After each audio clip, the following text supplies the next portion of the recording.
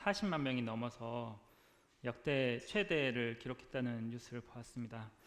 근데 그럼에도 불구하고 성도님들이 사실 저는 많이 못 오실 줄 알았거든요. 근데 이렇게 많은 자리를 채워주시고 또 담대하게 하나님의 말씀을 들으러 또 하나님을 예배하러 나와주신 성도님들께 감사를 드리고 죄가 더욱 넘친 곳에 은혜가 더욱 넘쳤다는 말씀을 기억하게 되면서 오늘 이 시간 더욱 하나님의 은혜가 함께하는 시간이 되기를 기도합니다. 성도님들 혹시 쓸모없는 선물 받아보셨나요? 정말 필요가 없는데 누군가 선물을 해준 그런 경험 없으신가요? 부끄럽게도 저는 저희 자매에게 정말 쓸모없는, 정말 필요가 없는 선물을 한 적이 있어요. 저와 자매가 이제 교제한 지 1000일이 되었을 때예요. 굉장히 특별한 날이잖아요. 그래서 고민을 많이 했어요. 어떻게 하면 자매가 좋아하는, 기뻐하는 선물을 할 수 있을까 고민을 하면서, 그때 제가 군대에 있을 때였는데 굉장히 좋은 의미가 담긴 선물을 하면 좋겠다 해가지고 고슴도치를 사기로 마음을 먹었습니다. 거기에 담긴 의미가 굉장히 좋은 의미가 있는데 사실 지금 설명드리긴 좀 부끄럽고, 그 당시에 이제 소대원들도 정말 좋은 생각이다, 정말 좋은 선물이 될 것이다 라고 모두가 다, 제가 소대장이었기 때문에 이렇게 맞장구를 쳐주었고 힘을 실어줘서 제가 귀엽고 예쁜 고슴도치를 사고, 또 그 고슴도치를 위한 집을 제가 준비를 했어요. 이런 아크릴로 된 아주 크고 이렇게 2층으로 만들었어요. 또 집을 제가 직접 만들었는데 정성을 다해서 2층으로 만들고, 그리고 그 고슴도치가 놀 수 있도록 2층에서 이제 미끄럼틀도 만들고 놀이터처럼 굉장히 잘 꾸며가지고 방 한 구석에 엄청 크게 차지하게끔 제가 1000일이라 특별하게 이렇게 해서 자매에게 선물을 했는데, 그때 이제 자매의 눈동자가 아직도 잊혀지지가 않아요. 자매는 나름 많은 기대를 했을 텐데 그런, 물론 의미가 있는 선물이었지만 정말 필요는 없는 선물이었죠. 원하지도 않았고 제가 일방적으로 그렇게 선물했었습니다. 그리고 그것을 이제 제가 결혼했을 때 이게 정말, 생명은 소중하죠. 열심히 정성스럽게 사랑으로 키우긴 했지만 정말 필요 없는 선물이었구나라는 것을 결혼하면서 제가 이제 실제로 키우면서 깨달았습니다. 선물을 할 때는 상대에게 필요한지, 이게 정말 유용한지 우리가 생각을 하고 선물을 고르잖아요. 새학기가 됐을 때 이제 학교에서 필요한 선물들을 고르기도 하고, 또 집들이를 할 때는 그 집에 뭐가 필요한지 물어봐서 정말 필요하고 유용하게 쓸 수 있는 선물을 우리가 준비합니다. 근데 하나님께서 우리를 위해서 선물을 준비하셨어요. 우리를 가장 잘 아시고 그리고 가장 좋은 것을 주실 수 있는 하나님께서 선물을 준비하셨는데, 그게 바로 오늘 이제 에베소서에서 나오는 은사입니다. 근데 우리가 지난 시간에 성령이 하나 되게 하신 것을 힘써 지키라, 에베소 4장 1절부터 6절에서 배웠잖아요. 그리고 그 하나됨을 힘써 지키기 위해서 하나님께서는 정말 우리에게 효과적이고 정말 우리에게 필요한 그런 은사를 주신 것이죠. 근데 때로는 우리가 이 은사를 잘 사용하지 못해서인지 은사 때문에 오히려 하나 되기가 힘들어지고 은사가 달라서 더 싸우고 부딪히고 그런 거를 가끔 보게 되는데, 우리가 어떻게 하면 은사에 대해서 바르게 이해하고 은사를 잘 활용해서 우리가 하나 될 수 있는지 오늘 성경을 통해서 함께 살펴보면 좋겠습니다. 에베소서 4장 7절부터 16절을 우리 함께 보시겠습니다. 4장 7절부터 16절 말씀인데요. 형제님들 한 절, 자매님들 한 절 교독하도록 하겠습니다. 형제님들부터 읽겠습니다. 7절 시작. 우리 각 사람에게 그리스도의 선물의 분량대로 은혜를 주셨나니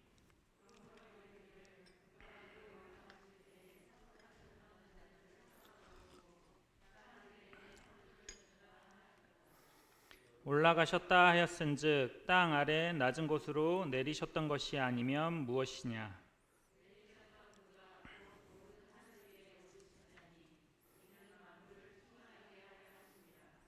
그가 어떤 사람은 사도로, 어떤 사람은 선지자로, 어떤 사람은 복음 전하는 자로, 어떤 사람은 목사와 교사로 삼으셨으니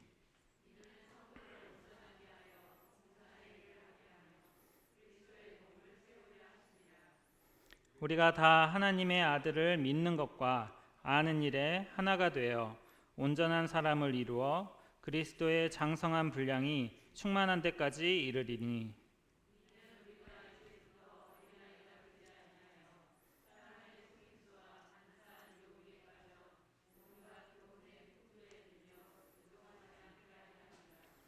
오직 사랑 안에서 참된 것을 하여 범사에 그에게까지 자랄지라. 그는 머리니 곧 그리스도라.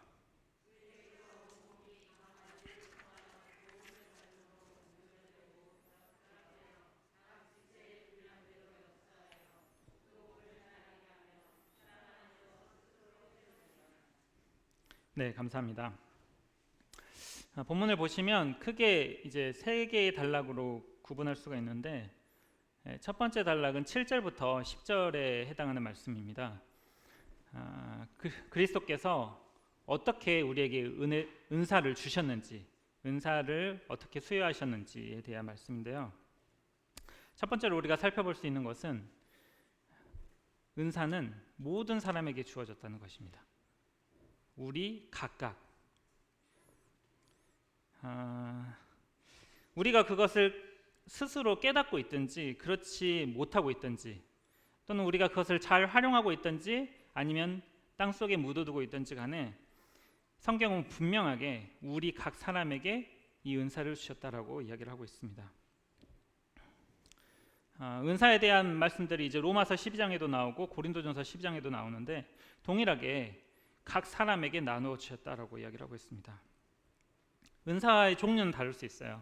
크기도 다를 수 있죠. 하지만 분명한 것은 이미 우리 모두는 은사를 받았고 가지고 있다는 사실입니다. 다시 말해서 우리가 은사가 없어, 나는 은사가 없는 것 같아라고 말하는 것은 나는 지체에 속하지 않았고 그리스도의 몸이 아닌 것 같아라고 말하는 것과 같다는 것입니다.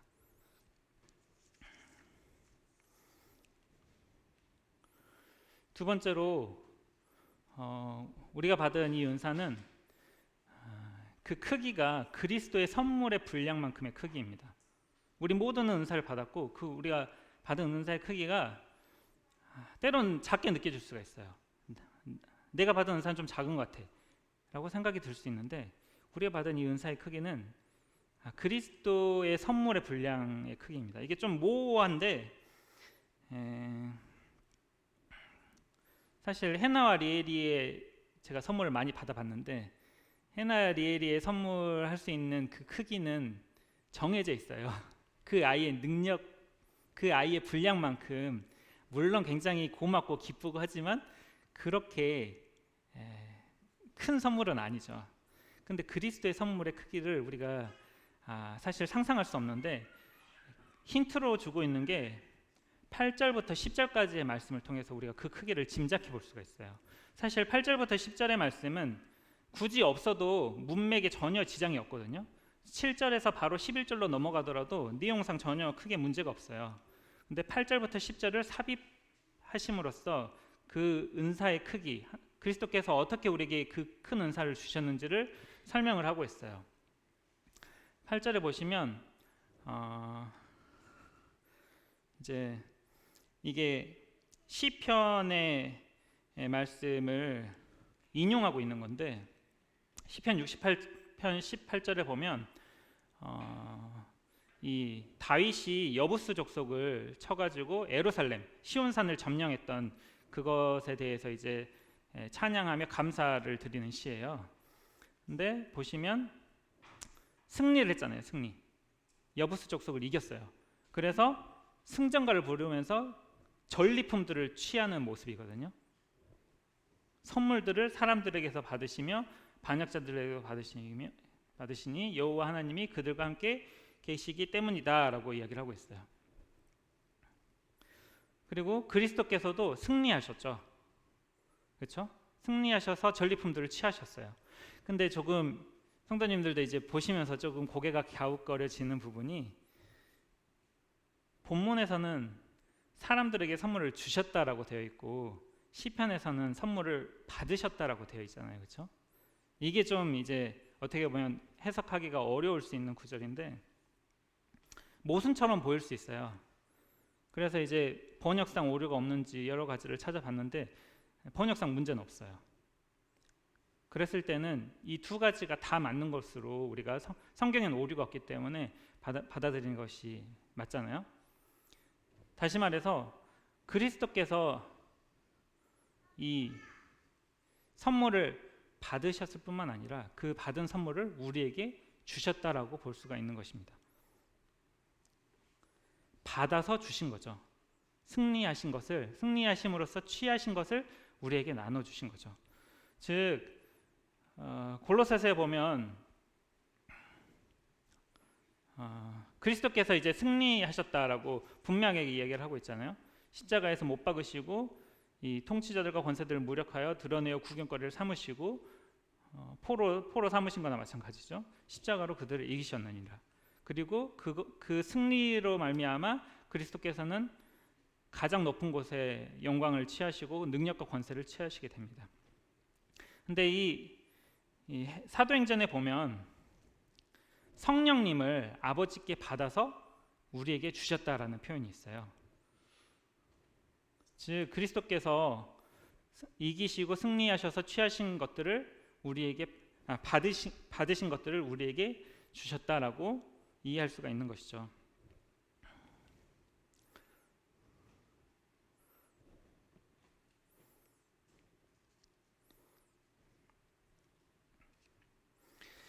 그리스도께서는 승리하셨잖아요, 십자가에서.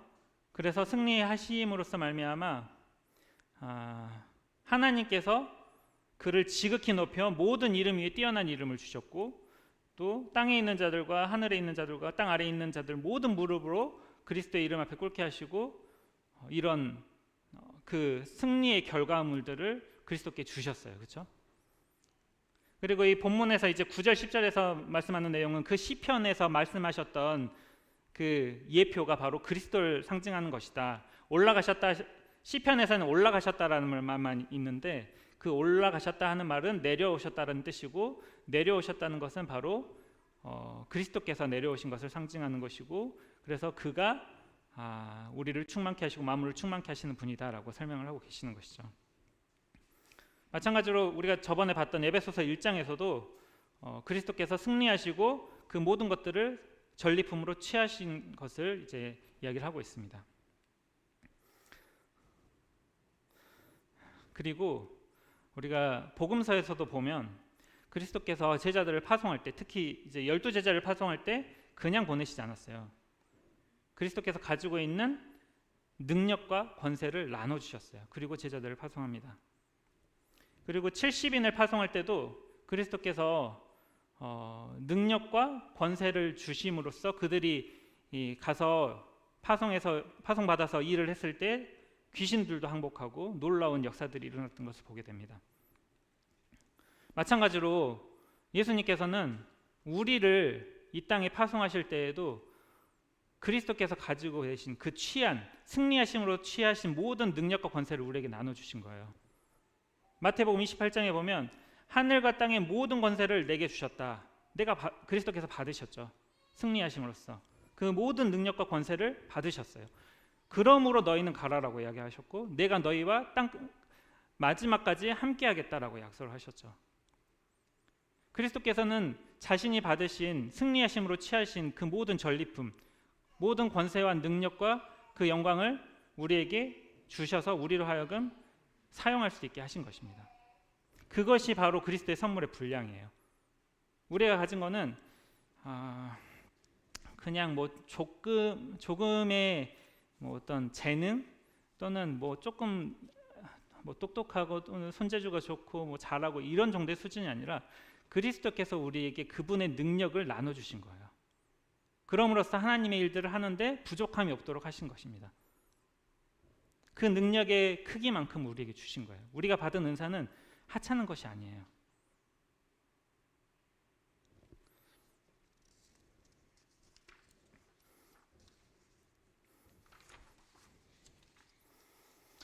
사도행전 1장 8절에서도 오직 성령이 너에게 임하시면 너희가 권능을 받을 것이다 라고 이야기를 하고 있습니다. 우리는 그 권능을 그리스도의 선물의 분량만큼 받은 것입니다. 세 번째로 우리가 받은 은혜는 그 본질이 바로 은혜예요. 너무나 당연한 건데 은사라는 말 자체가 은혜라는 의미를 포함하고 있는데 우리가 어떤 조건을 달성해서 받은 것도 아니고 우리가 행위로서 어떤 노력으로서 받은 것이 전혀 아니죠. 그리스도께서 은혜로 주셨습니다. 그렇기 때문에 이 은혜라는 것은 하나님께, 그러니까 주시는 분께 달려 있어요. 그분의 주권에 달려 있다는 뜻이에요. 나에게 달려 있지 않기 때문에 은사에 우리에게 내가 받은 은사의 종류도 그 크기도 하나님께 달려 있고 그렇기 때문에 우리가 그걸 가지고 은혜를 가지고 자랑할 수가 있나요? 구원을 우리가 자랑할 수 없듯이 행위로 받은 구원이 아니기 때문에 은혜를 자랑할 수 없습니다. 교만해질 수가 없어요. 우리가 은사를 가지고 그 분량 이상의 생각을 품어서는 안 되는 것이죠. 교만해져서는 안 되는 것입니다. 자랑할 수도 없어요, 이 은사를. 왜냐하면 은혜이기 때문입니다. 반대로 그 은사로 인해서 하나님을 원망할 수가 없죠. 은혜로 받은 것이기 때문에. 그저 하나님께서 주신 그 은혜에 감사하며 잘 활용하는 것이 우리가 은혜를 받은 자로서 마땅한 태도일 것입니다. 두 번째 단락은 11절부터 13절까지인데요. 우리가 받은 이 은사를 어떻게 활용할 것인지에 대해서 이야기를 하고 있습니다.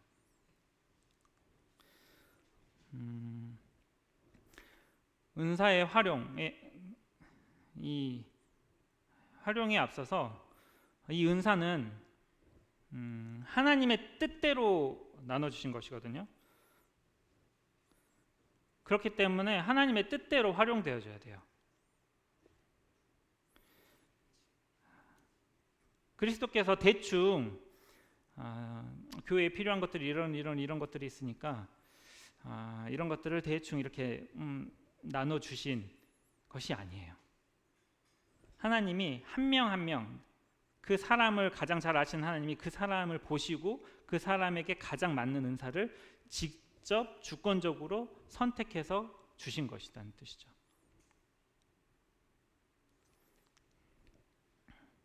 마찬가지로 로마서 12장이나 고린도전서 12장에서도 본문에서는 이제 그라고 했을 때 그리스도죠. 문맥상 그리스도고 로마서에서는 하나님이라고 표현을 하고 있고 고린도전서는 성령님이 주셨다라고 하고 있는데 우리가 지난 시간에 하나됨이 삼위 하나님을 통해서 그 기초 위에서 굳건하게 하나됨이 서 있듯이 이 은사도 이 삼위 하나님께서 그분들의 이제 함께 연합 안에서 이 은사를 주신 것입니다. 그분의 주권대로. 그래서 우리는 우리에게 주어진 이 은사대로 활용을 해야 돼요.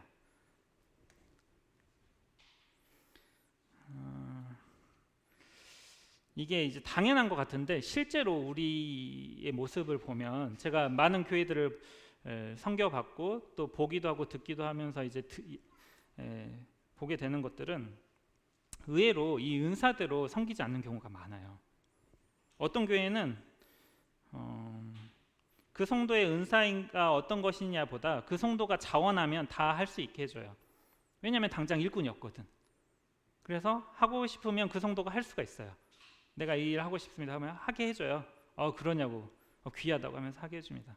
근데 본인의 뜻대로 그런 은사들을 사용하게 되면 원치 않은 부작용들이 나타나게 되죠. 은사대로 섬기지 않았을 때 유익이 되는 것이 아니라 오히려 어려움이 되기도 하고 그게 이제 본인의 욕심 때문에 그렇게 맞지 않는 은사대로 사용하기도 하지만 때로는 다른 성도의 잘못된 분별, 권유 또는 교회의 그런 어떻게 보면 잘못된 분별로 인해서 다른 은사를 가진 사람이 그런 일들을 세워지게 됐을 때 여러 가지 어려움이 되는 것들을 보게 됩니다. 때로는 공평하게 일을 하기 위해서 순번제로 이렇게 돌리는 경우도 있어요. 은사대로 하는 것이 아니라 그냥 공평하게 일은 해야 되니까, 일은 해야 되기 때문에 한 번씩 돌아가면서 하는 거죠. 은사와 상관없이. 또는 투표를 통해서 세우는 경우도 있습니다. 또는 일손이 부족하기 때문에 많은 성도들은 놀고 있지만 소수의 성도들이 은사와 상관없이 그런 일들을 함으로써 굉장히 힘들어하는 경우도 봤어요. 은사가 없는데 그 일들을 여러 가지 일들을 다 맡아가지고 굉장히 힘들게 하더라고요. 그런데 하나님께서 원하시는 것은, 하나님께서는 분명하게 하나님께서 그 뜻대로 은사들을 배분하셨고 그 뜻대로 그 은사대로 함께 모든 성도가 그 은사에 맞게 교회를 섬기는 것이 하나님께서 우리에게 주신 그 선물의 본연의 의미일 것입니다. 특별히 이 에베소서는 5가지 은사를 이야기하고 있는데 엄밀히 말하면 은사가 아니에요.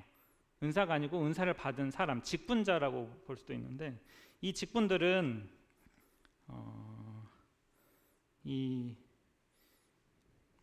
성도들, 다른 성도들을 돕기 위한, 다른 성도의 은사들을 돕기 위한 직분입니다. 사도, 선지자는 성경이 완성되기 전에 교회의 터를 세우기 위해서 사도와 선지자를 하나님께서 세우셨죠. 그리고 복음 전하는 자는 우리도 알다시피 복음을 전해서 구원을 시켜 성도로 만들기 위한 거죠, 그렇죠? 성도를 하기 위한 거. 그 다음에 이제 목사와 교사는, 이제 교사는 다 아시죠? 티처예요. 가르치고 성경을 이제 배울 수 있도록. 이제 목사라는 단어가 성도님들 괜찮으신가요? 목사. 이 목사라는 단어를 이제 싫어하시는 분들이 있는데, 이거는 하나님의 말씀과는 별거로 이거는 저의 좀 생각을 말씀을 드리고자 합니다. 이 목사라는 단어를 사용하는 것이 저는 전혀 나쁘지 않다고 생각을 해요. 실제로 이 목사라는 단어는 포이멘이라는 헬라어인데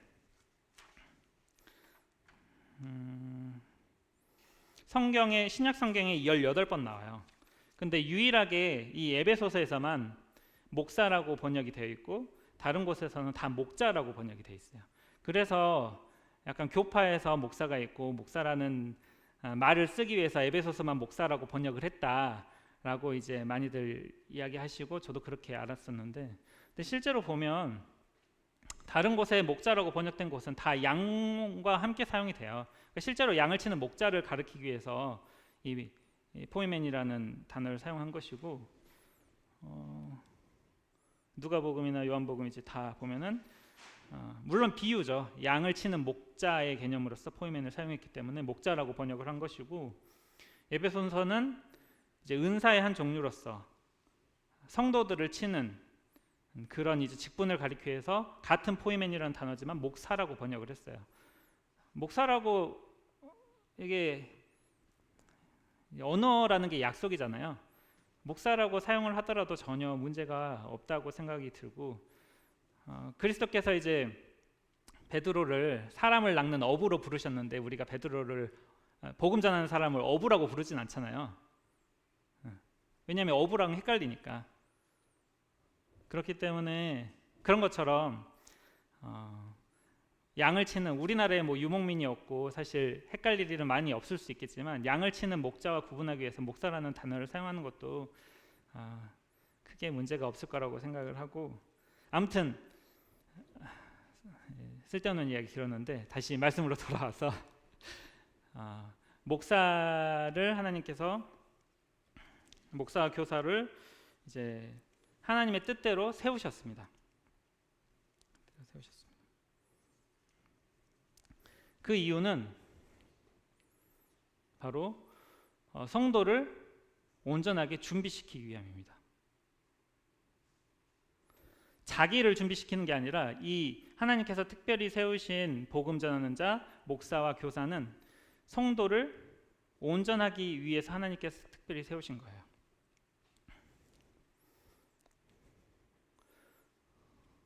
이 온전하게 한다라는 원어의 뜻은 갖추다, 준비하다, 완성하다라는 뜻을 가지고 있어요.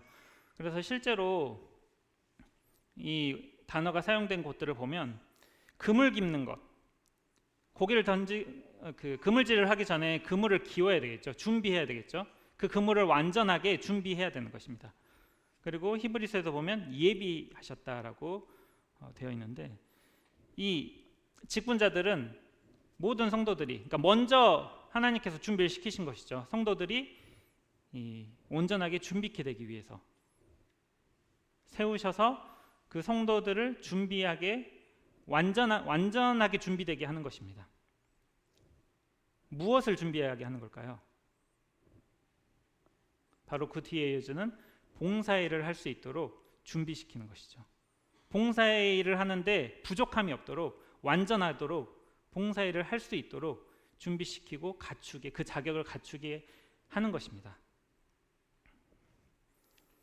잘 준비된 자가 그 일을 감당할 수 있는 것이죠.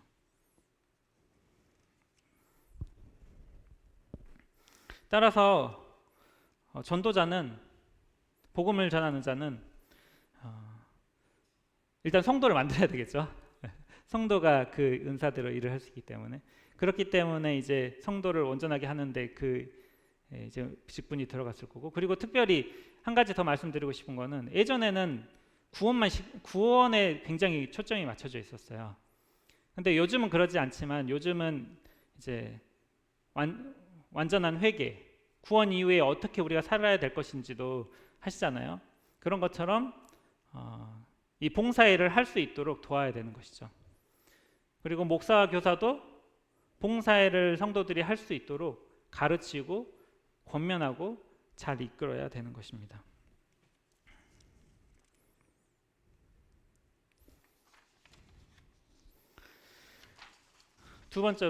세 번째로 우리에게 주어진 은사를 잘 활용하는 것은 실제로 그 은사를 활용해서 봉사일을 하는 것입니다. 준비만 해서는 안 돼요.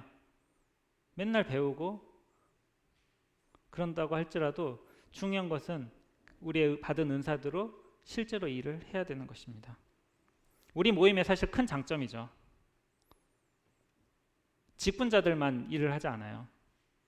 성직자들만 일하지 않아요. 모든 성도에게 함께 일할 수 있도록 열려 있습니다.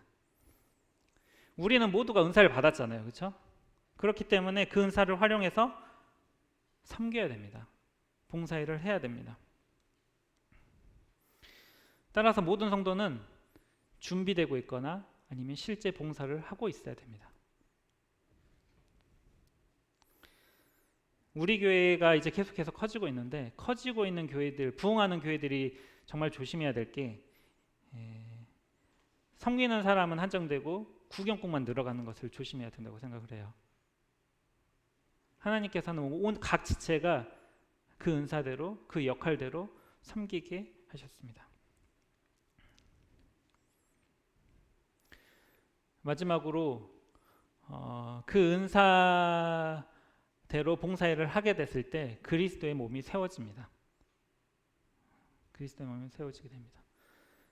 특별히 이제 13절은 한글 성경으로 보면 이제 다른 문장으로 보이는데, 사실은 이어진 문장이에요. 이어진 문장이고 하나의 이제 문장인데, 이 13절은 영어로 until, 어디까지라는 접속사로 이어진 수식절이에요. 다시 말해서 그리스도의 몸을 세우는데 어디까지 세우냐면, 하나님의 아들을 믿는 것과 하는 일에 하나가 되고 온전한 사람을 이루어서 그리스도의 장성한 분량이 충만한 데까지 그리스도의 몸을 세우게 된다라는 것입니다.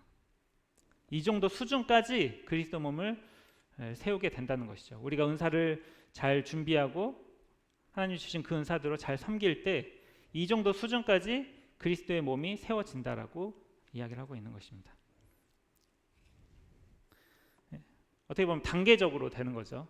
준비되고 은사를 사용하고 그 은사가 사용됐을 때 교회가 세워진다라고 이야기를 하고 있습니다.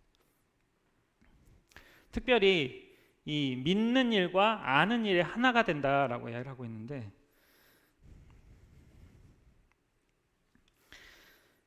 이 믿는 일, 믿음은 행함과는 떼어놓을 수가 없어요. 사실 행함이 없는 믿음은 죽은 것이라고 하잖아요. 행함을 통해서 믿음이 드러나게 되고 우리가 행할 때 믿음이 자라게 됩니다. 경험을 통해 하나님께 순종했을 때, 이 봉사의 일들, 은사를 통해서 이런 일들을 하게 될 때 우리는 믿음이 자라게 되고 또 믿음이 하나가 되게 됩니다. 어떤 일들을 교회에서 하게 되면 경험하셨을 거예요. 같이 어려움을 이겨내고 함께 동역했을 때 믿음이 자라게 되는 것이죠. 출애굽을 겪은 백성들은 다 하나님을 믿었어요. 그렇죠?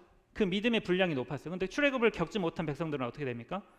그 믿음의 수준이 확 떨어지죠. 다음 세대가 되죠. 다른 세대가 되죠. 우리는 이 준비되고 실제로 봉사행을 함으로써 은사를 통해서 함께 섬김을 통해서 믿는 일에 하나가 되어가는 것입니다. 마찬가지로 아는 일에도 하나가 되어져요. 하나님을 단순히 지식적으로 공부해서 배우는 것도 물론 의미가 있고 좋은 것입니다. 하지만 우리가 행할 때, 봉사일을 실제로 할 때, 함께 은사대로 섬길 때 우리는 더욱 하나님을 경험으로 깊이 있게 알아갈 수 있게 되는 것입니다. 이 은사를 사용해서 이 봉사일들을 함께 우리가 해나가게 될 때 우리는 하나님의 아들을 믿는 것과 아는 일에 하나가 되어지게 되고, 그리고 그것 부족함이 없는 온전한 사람을 하나가 되고 자라게 된다는 것입니다.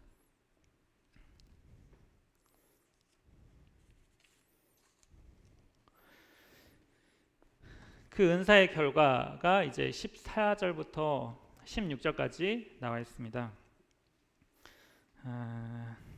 어떻게 보면 자연스럽게 13절로부터 이어지는 내용이에요. 이 은사를 잘 활용하게 됐을 때 이런 결과가 있게 된다라고 이제 이야기를 하고 있는데, 14절 15절에 보시면 이제 어린아이가 아니라 그 어린아이에서 그리스도에까지 자라게 된다라고 이야기를 하고 있어요. 14절과 15절은 반대의 내용을 담고 있죠. 15절에 오직이라고 되어 있는데 이 오직은 사실 영어로 보면 but이에요. but. 반대되는 내용. A가 아니라 B이다. 더 이상 A가 아니라 이제는 B가 된다라고 그 결과를 이야기하고 있는데, 어린아이가 아니라 이제는 그리스도까지 자라게 된다라고 이야기를 하는 것이죠. 어린아이의 특징은 보시면 잘 속아요. 그렇죠? 여러분 어린아이 속여 보셨어요? 굉장히 쉬워요. 잘 속습니다. 말하면 다 믿어요. 동정 가지고 이렇게 하면 깜짝 놀랍니다. 잘 속고 유혹에 잘 빠져요. 참지를 못합니다. 아프면 바로 울고 먹고 싶으면 때를 씁니다. 근데 여러분 어른들은 그렇지 않잖아요. 잘 속지 않죠. 그리고 뭔가 가지고 싶은 게 있고 먹고 싶은 게 있다고 떼쓰지 않잖아요. 그렇죠? 유혹을 참을 수 있습니다. 장성한 사람은 참을 수 있죠. 더 이상 우리가 어린아이가 아니라 장성한 분량까지 자라게 되는 것입니다. 언제? 은사를 사용하고 은사대로 잘 섬기며 하나가 될 때 우리는 자라게 되는 것입니다.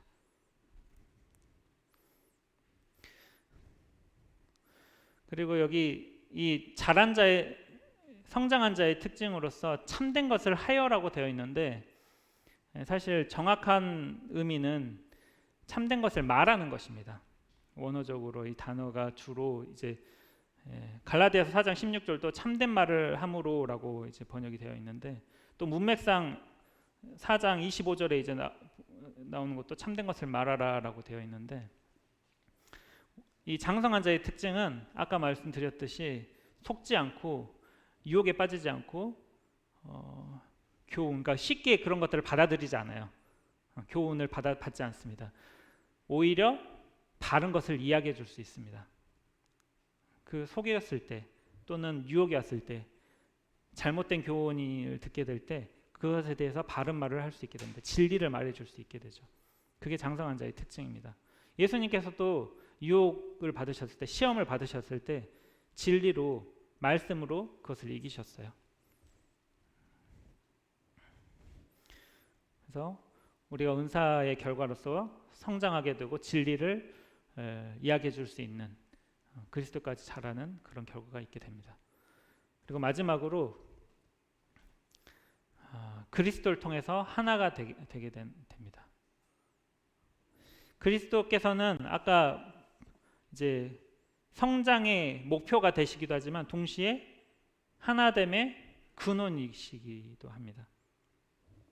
그리스도를 통해서 우리가 그리스도로부터 은사가 부여받았고, 그리고 그리스도로 인하여 우리가 하나가 되었고, 연결되고 하나가 되어서 스스로 세운다라고 이야기를 하고 있는 것입니다. 이 세우다라는 말이 빌드업이라고 혹시 들어보셨어요? 빌드업? 축구를 좋아하시면 다 알 텐데, 우리 그 국가대표팀 감독 벤투 감독이 이 빌드업 축구를 이제 구사를 하거든요. 근데 이 빌드업이라는 작전은 어떤 거냐면 수비에서부터, 각각의 역할은 다르지만 수비에서부터 이제 조직적인 움직임으로 이게 쌓아가는 거예요. 만들어가는 것이죠. 함께 만들어가는 거예요. 그냥 빵 차주고 잘하는 한두 사람이 알아서 해결하고 이런 축구가 아니라 모두가 함께 만들어가는 그런 조직적인 축구인 것입니다. 마찬가지로 우리가 받은 은사는 다 다르고 크기도 다르고 역할들이 다를 수 있어요. 하지만 그리스도 안에서 우리는 함께 세워가는 것입니다. 만들어가는 거예요. 쌓아가는 것이고 하나 되어서 함께 지어져 가는 것이죠.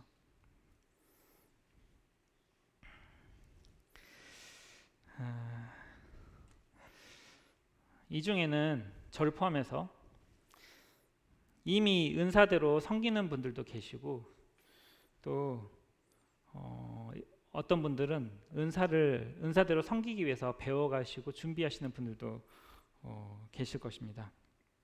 하지만 안타깝게도 은사를 사용하지 않으시고 한 달란트를 땅에 묻어둔 종처럼 묻어두고 사용하지 않으시는 분들도 분명히 있을 거예요.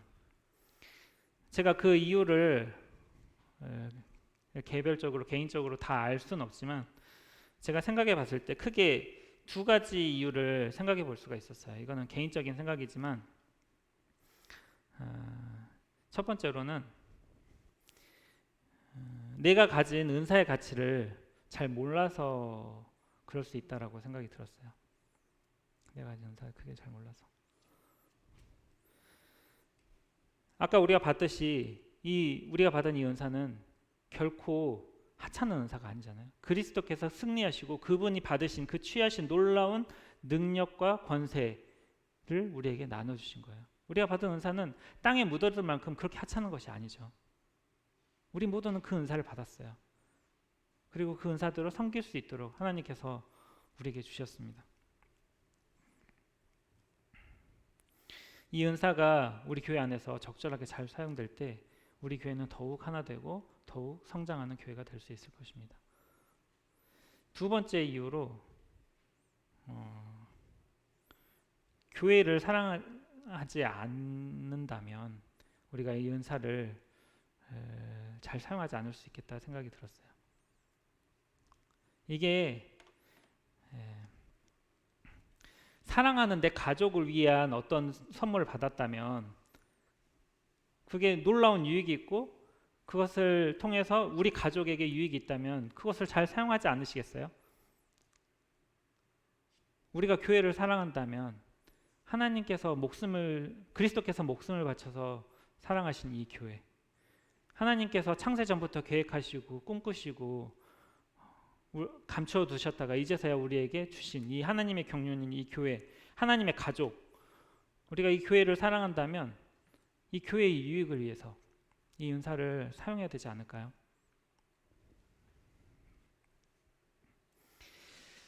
우리가 가진 은사가 무엇이든 그것의 종류나 그것의 크기와 상관없이 그것은 하나님께 달린 것이고, 우리는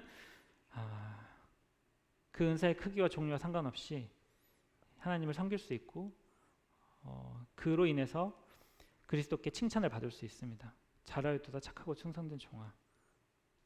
그리고 그것에 대해서 상을 주실 거예요. 그리고 사실 우리가 생각하는 이 크기는 굉장히 인간적인 생각이에요. 어떤 은사는 좋아 보이고 어떤 은사는 나빠 보이고, 하지만 하나님께서 우리에게, 우리 각각에게 가장 좋은 은사를 주셨습니다. 그리고 하나님이 우리 각각을 다른 사람과 비교하지 않아요. 하나님은 우리 각각을 그분의 그 심판대에서, 그리스도의 심판대에서 그 결과를, 상급을 판단하실 것입니다. 오늘 에베소서를 통해서 하나님께서 우리에게 주신 은사에 대해서 살펴봤는데, 모든 성도님들이 함께 이 은사를 잘 준비하고 잘 훈련하고 또 잘 사용함으로써 우리 교회가 더욱 성장하고 하나 되는 교회가 되었으면 좋겠습니다. 이상 말씀 마치겠습니다. 감사합니다.